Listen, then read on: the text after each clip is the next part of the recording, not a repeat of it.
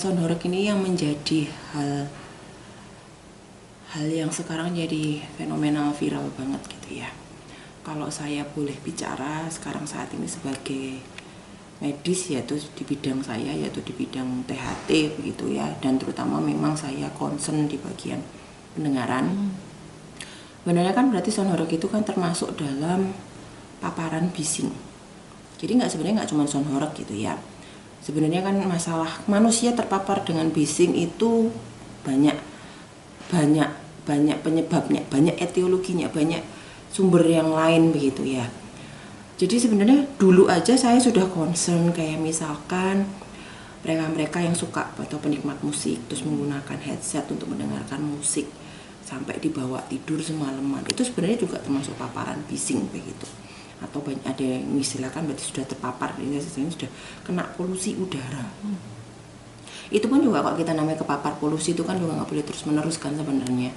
Itu pun sendiri saya sudah lebih concern ke situ, atau seperti pada tempat bekerja atau tempat tinggal yang bising dekat pabrik atau mungkin apa, itu tuh sebenarnya sudah menjadi concern kami dokter THT terutama di bagian pendengaran itu untuk mengedukasi masyarakat, badan usaha dan lain sebagainya, mereka yang memang punya potensi untuk melakukan berkegiatan gitu yang menghasilkan suara yang bising.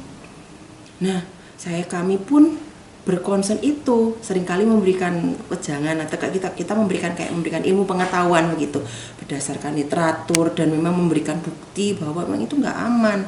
Jadi gangguan pendengaran harusnya aman sekian, polisinya bagaimana. Kami sudah konsen itu sejak lama sebenarnya. Sebenarnya kan kami berharap dengan kami memberikan banyak memberikan itu supaya orang-orang itu lebih aware lagi, awareness-nya meningkat. Harapannya di kemudian hari mereka bisa lebih mengontrol gitu.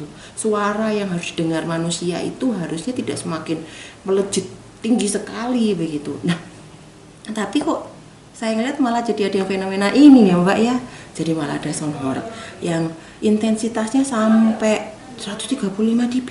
Soalnya kan sound sistemnya tumpuk-tumpuk banyak sampai banyak sekali boxnya begitu sampai menghasilkan 135 dB. Lah padahal kami aja memberikan concern, memberikan penjelasan mengenai suara bising itu pada 85 dB Mbak. Itu aja sudah kita harapkan untuk tidak boleh terpapar lebih dari 8 jam. Lah kok ini tiba-tiba muncul dengan suara 135 dB. Lah tentunya kan dengan begini gapnya tambah lebih kencang ya. Nah kalau kita bilang apakah ini akan berpengaruh? Loh, yang 85 dB aja itu sudah memberikan pengaruh, apalagi 135 dB ya tentu exactly ini akan lebih berdampak lebih banyak buat pendengaran kita manusia yang terpapar secara langsung dalam jarak yang cukup dekat, dan dalam durasi yang lumayan lama kan ya. Kalau ada acara begitu tidak mungkin cuma sekian menit kan, tapi pasti bisa beberapa jam. Otomatis itu akan menyebabkan gangguan pendengaran yang langsung bersifat permanen dan terjadi seketika itu juga. Gangguan pendengaran yang seperti apa dok yang dampak dari sound horeg ini? Dampak yang seperti apa kalau misalkan kita terpapar bising? Ini secara umum begitu.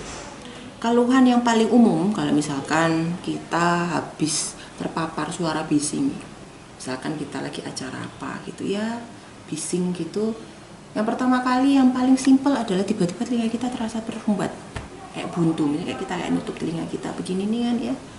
Nah kita kayak nggak plong betul ya, kayak tersumbat atau istilah kalau kita bilang aural fullness, jadi telinga terasa penuh.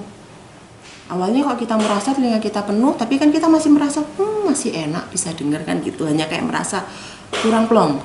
Kita mungkin akan menganggap nanti akan membaik lah gitu ya. Itu sebenarnya sudah sudah suatu tanda awal kalau telinga kita sedang tidak baik-baik saja. Fungsinya lagi tidak baik-baik aja, lagi sedang mengalami gangguan. Be careful tuh. Itu sebenarnya sudah tanda. Dan kita harus segera menghindari suara bising itu. Nah, itu yang paling awal. Yang kedua, kalau paparannya lebih tinggi gitu ya, terpaparnya tinggi atau berada di tempat bising itu terlalu lama, atau bahkan keduanya. Yang berikutnya adalah bisa terjadi telinganya berdenging. Nah kalau telinganya berdenging kan jadi bunyi gitu ya, tambah lebih nggak nyaman ya, sudah telinganya penuh, ada denging lagi. Terus mungkin kita masih bisa mengabaikan. Aku masih bisa dengar tuh orang itu bicara gitu.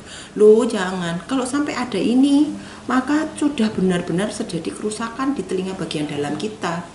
Di bagian rumah siput, jadi outer hair cell atau sel-sel rambut luar koklea atau rumah siput kita tuh udah rusak itu. Makanya terjadi suara denging. Nah, yang seperti ini menjadi tandanya seharusnya tidak boleh diabaikan. Nah, kemudian berikutnya kalau benar-benar kayak suara eksplosif yang sangat kencang banget gitu ya, suara kencang banget. Nah, itu nggak menunggu sampai 1-2 ini lagi, tapi bisa langsung ke yang ketiga ini, hearing loss. Langsung penurunan pendengaran, blek langsung hilang, sepi pendengarannya, langsung blur hilang. Nah, menurut studi ini menjadi concern nggak cuma di Indonesia ya Mbak. Sekali lagi saya bicara bukan perkara iya sih kamu mau ngomong sekedar ngomong, enggak. Kami di bidang kedokteran, bidang medis bicara berdasarkan bukti, berdasarkan sesuatu hal sesuai literatur, dan ini sudah menjadi konsensus bersama yang disepakatin tidak hanya di Indonesia tapi di seluruh dunia, bahwa paparan yang sebesar 140 dB tidak boleh diterima oleh telinga per sekian detik. Nah ini kan kalau suara yang lagi fenomenal ini sampai 135 dB, itu kan berarti hanya bisa ditolerir hanya sekian detik aja. Nah kalau itu mereka yang ada penikmat musik berada di situ dalam kisaran waktu lebih dari sekian detik ini, maka kejadian yang ketiga yang hearing loss ini akan seketika itu juga akan bisa terjadi.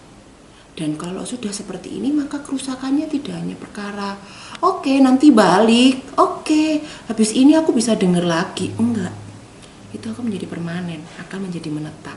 Dan kalau menetap kan berarti otomatis kemampuan mendengar kita kan jadi turun jauh ya.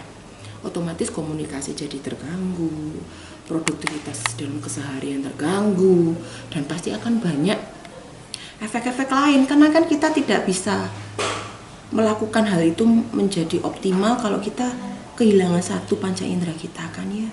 Ya kira-kira gitu deh Mbak.